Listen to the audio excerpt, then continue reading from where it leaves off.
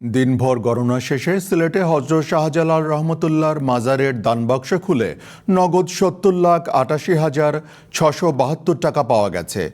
সকাল থেকে মাজার প্রাঙ্গণে প্রকাশ্যে দানবাক্সের টাকা গোনা শুরু হয়। নগদ টাকার পাশাপাশি ২ ভরি ১ আনা সোনা, ১ ভরি ২ আনা রূপা ও ১৯ ধরনের বৈদেশিক মুদ্রা পাওয়া গেছে। সন্ধ্যায় গণনা শেষে এসব তথ্য জানান সিলেট সিটি কর্পোরেশনের প্রশাসক আব্দুল কাইয়ুম চৌধুরী।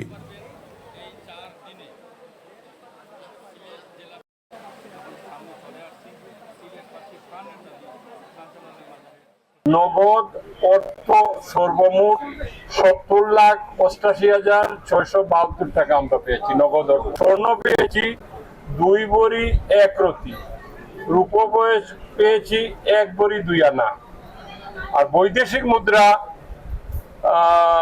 ইংল্যান্ডের পাউন্ড পেয়েছি ৩১ পাউন্ড ১১ সেন্ট।